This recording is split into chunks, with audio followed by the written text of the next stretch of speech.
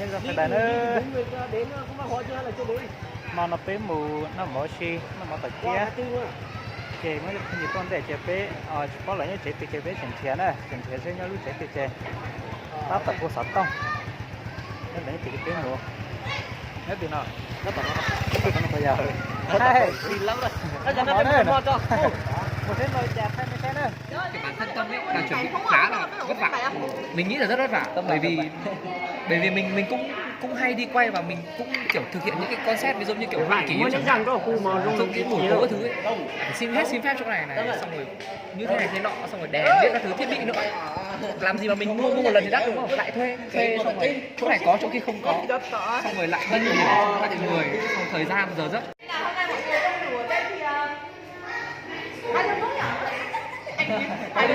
Hai mươi mốt anh không biết nữa đâu. mua được rồi bằng đi Có hồ to đi. tao không biết mày phải xé hồ như thế nào Đây là hôm nay cũng là cái bữa tiệc này cũng là để cảm ơn tất cả mọi người và rất mong là lần tới nếu mà có thì chúng ta sẽ cùng hợp tác được không ạ? ok Đơn nhá. Đi ăn đi con em đang hợp tác cùng nhá. Thôi nhở. Đi hô cái đi. Hô đi. 3 lần nhá. 1 2 3. Rồi. 1 2 3. Rồi. 1 2 3. ủa Tầm này rượu chưa cùng nhịp tí nữa cùng nhịp rượu thì nó sẽ hô hơn. Rồi cảm ơn tất cả mọi người nhá.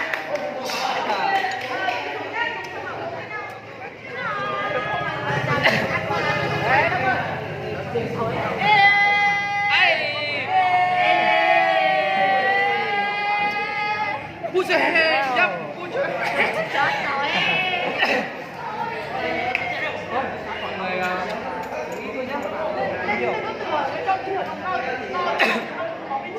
mà tự nhiên đứng lên đây rô cái cho nó bất khởi ra.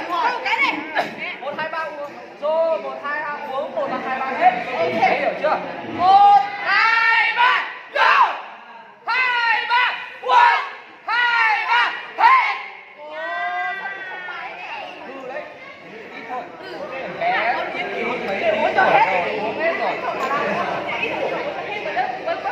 chưa phê đã ăn được những người để riêng đi Thầy đấy. Rất là ngưỡng mộ luôn. anh mời em ơi rồi đi Quay lên nhảy.